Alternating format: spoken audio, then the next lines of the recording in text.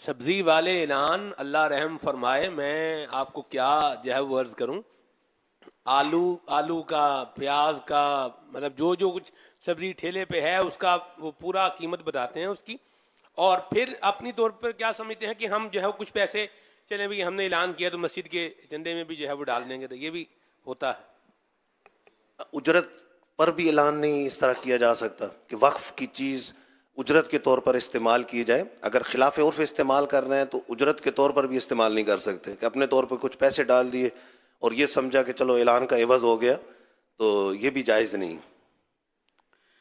اللہ اکبر۔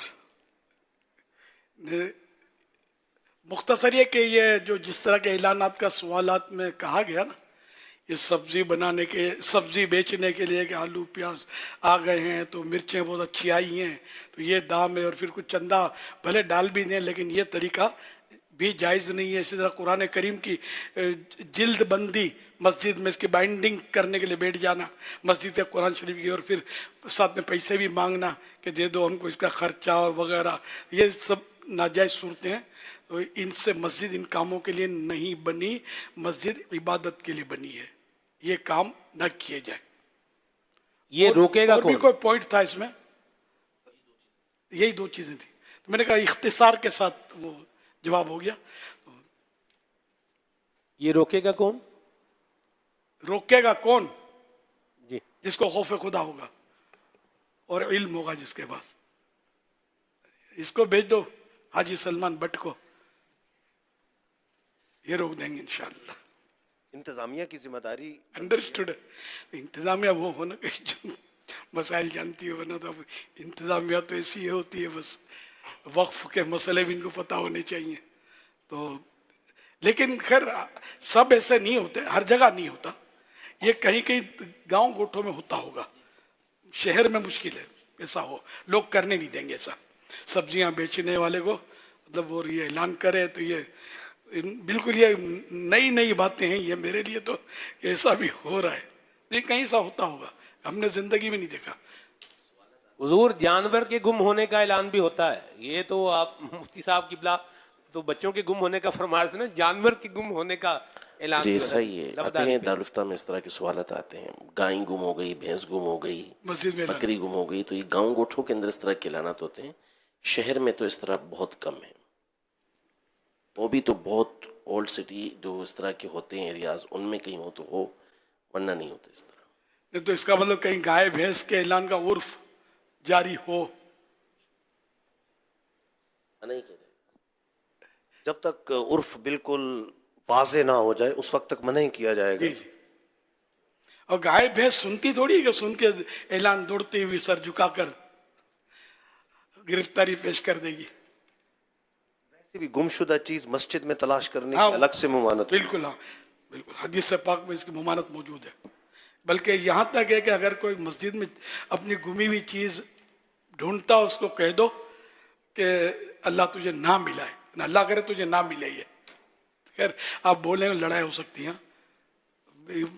حدیث پاک میں یہ ہے۔ تو جو پاورفل آدمی ہو، جو کر سکتا ہو ایسا کہ جس سے لوگ لڑیں گے نہیں، اس کا ایک روب ہو یا مطلب فتنے کا خوف نہ ہو، تو وہ تو اس کو کرنا ہوگا کہ وہ کرے، مطلب منع کرے کہ مسجد ان کاموں کے لیے، اپنی گمی ہوئی چیزیں ڈھونڈنے کے لیے نہیں ہے۔ صلو علی الحبیب صلی اللہ صلی علیہ اللہ علیہ محمد صلی اللہ علیہ وسلم۔ فیس بک پیج پر یہ حافظ حسیب اقبال سوال کر رہے ہیں، یہ کہہ رہے ہیں کہ مسجد میں چندہ دیا جاتا ہے تو اس میں جب جھولی پھیلائی جاتی ہے تو اس میں بعض لوگ بڑا نوٹ ڈال دیتے ہیں، 1000 کا نوٹ ڈال دیتے ہیں، 500 کا نوٹ، تو اس میں بقایا پیسے لے رہے ہوتے ہیں، اس طرح کرنا کیسا ہے؟ اس میں حرج نہیں ہے۔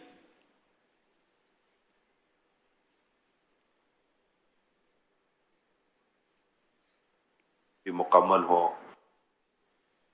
عمران اتاری عرض کر رہا ہوں، اللہ پاک آپ کو صحت تندرستی دے، سلامتی عطا فرمائے۔ ماشاءاللہ بات مختصر ہو اور معنی بھی مکمل ہو، یہ اللہ نے آپ کو یہ نوازا ہے، یہ ایک صلاحیت ہے۔ جیسے بھی ماہ اجتماع کے طور پر آپ نے ماشاءاللہ جو مدنی پھول عطا فرما، مگر حضور یہ ایک صلاحیت ہے، یہ ایک فن ہے کہ بات مختصر ہو مگر مکمل بھی ہو اور معنی بھی پورے رکھتے ہوں اور عوام کے لیے بھی آسانی ہو۔ یہ صلاحیت قدرتی ہے یا کوشش سے یا تجربہ سے آتی ہے؟ یہ ارشاد فرمائیے۔ محاورہ ایک خیر الکلام ما قل و دل، کہ بہتر کلام، بہتر بات وہ ہے جو قلیل و پر دلیل ہو، یعنی مختصر اور دلیل کے ساتھ ہو۔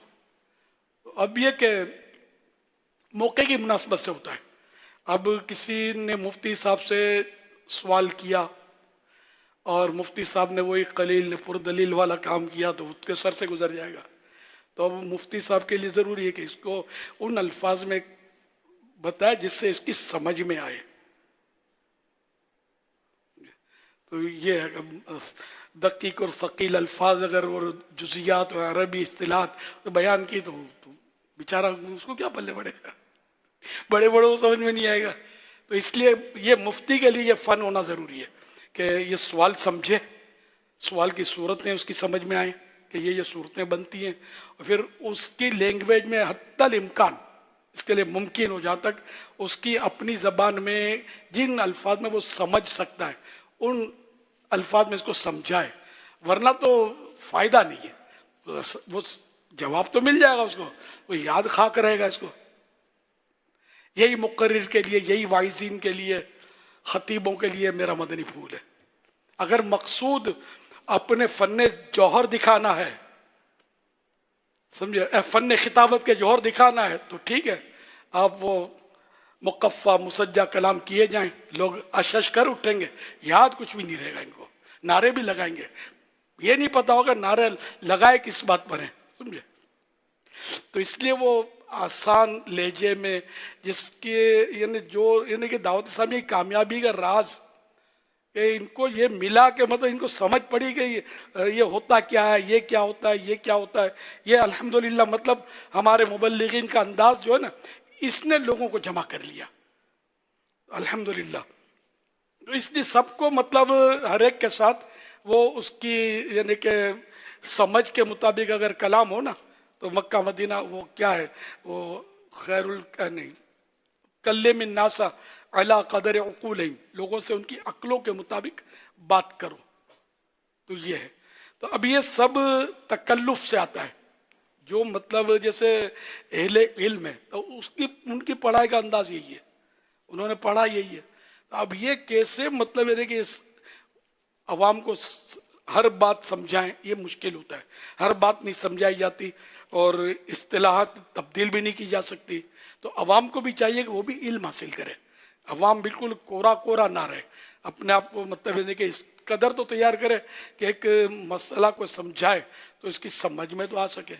باہر شریعت میں لکھا ہے کہ کوشش کی گئی ہے کہ آسان انداز میں سمجھایا جائے، لیکن یہ کہ علماء کی محتاجی پھر بھی رہے گی کہ ان سے جو بات نہ سمجھ میں سمجھ نہ ہو۔ اس مفہوم کا انہوں نے پیش لفظ میں کچھ اس طرح کا لکھا ہے۔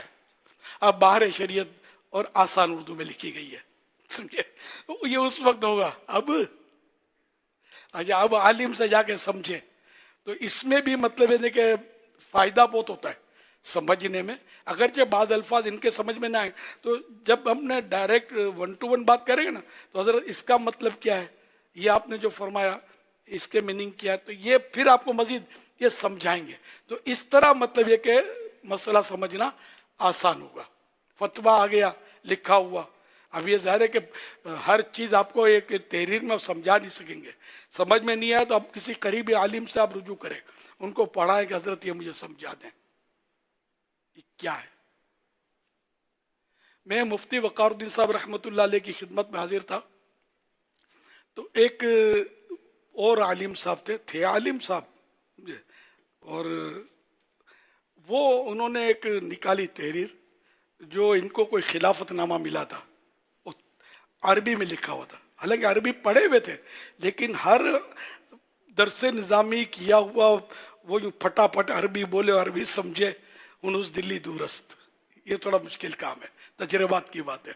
مفتی وقار الدین صاحب رحمۃ اللہ علیہ بہت بڑے عالم تھے، تو انہوں نے بولا کہ حضرت مجھے سمجھنا ہے آپ سے، تو انہوں نے پڑھ کر مطلب ان کو، یہ میرے سامنے کی بات کر رہا ہوں، انہوں نے پڑھ کر ان کو مطلب مفتی وقار الدین صاحب رحمۃ اللہ علیہ نے سمجھایا کہ اس میں یہ یوں یوں یوں یوں تو یوں، تو خلافت کے لیے یا پیر کے لیے عربی جاننا شرط بھی نہیں ہے، نہ عالم کے لیے عربی جاننا شرط ہے کہ یوں تو مطلب اگر عربی کافی ہوتی تو عربی جو ہوتے ہیں، عرب دنیا کے جو دیہاتی فصیح عربی بول رہے ہوتے ہیں، مسئلہ ایک نہیں پتہ ہوتا، عربی ایسے بولیں گے کہ ہمارا اچھا خاصا عالم ان کے سامنے ٹاکنگ میں ٹک نہیں سکے گا، کہ ٹاکنگ جو ہے نا، یہ گفتگو کلام یہ پریکٹس سے آتی ہے، خالی پڑھ لیا وہ الگ بات ہے۔ پھر یہ کہ ہم جو یعنی کہ جو ہمارے یہ علماء پڑھتے ہیں جیسے عربی، وہ اپنی جگہ پر ہوتی ہے، اس کے جو الفاظ ہوتے ہیں اپنی جگہ پر ہوتے ہیں، اور عام آدمی جو ٹاکنگ کرتے ہیں نا عربی میں، ان کے الفاظ میں فرق ہوتا ہے۔ تو گرامر ان کے پاس گرامر والی عربی ہوتی ہے علماء حضرات کے پاس، جو درست ترین ہے، لیکن وہ جو عوام جو بات کر رہی ہوتی ہے وہ گرامر میں نہیں سمجھتے، وہ جو اپنی ان کے انداز میں جو ان میں بھی اہل علم ہوگا وہ کرے گا وہ لغت والی عربی، لیکن جنرل وہاں پبلک دیکھیے نا، یہ وہ حروف بدل دیں گے، تلفظ بدل دیں گے، وہ کیا بولتے ہیں۔ اب جیسے سلاجہ یہ فریج وغیرہ کو بولتے ہیں سلاجہ، اس کو بولے تلاجہ، سلاسہ 3، تلاتا۔ میں بغداد شریف کا میرے کو یادگار واقعہ ہے کہ ایک مصری تھا، عربی بولتا تھا، اردو نہیں بولتا تھا، تو وہ اعلیٰ غوث پاک کے شہزادگان کے مزارات کا میں کو پوچھ رہا تھا، تو بولے ہذا عبد الجبار، تو میں بولتا لا ہذا عبد الجبار، لا عبد الجبار۔ اب اس سے کیسے پہنچوں میں کہ وہ جیم کو گاف پڑ رہا تھا، جائیں تو جائیں کہاں بغداد، مصری گاف پڑھتے، تو اب بول عربی رہا تھا، تو اب اپنے اپنے انداز کی اپنے اپنے علاقوں کی زبانی سے، اردو میں بھی 1000 اس کے بھی مطلب انداز ہے بولنے کے۔ تو بہرحال سیکھنے سے، تجربات سے اور وقت کے ساتھ ساتھ وہ چیز مطلب آ جاتی ہے، جیسے وہ سوال ہوا تھا، صلو علی الحبیب صلی اللہ علیہ محمد۔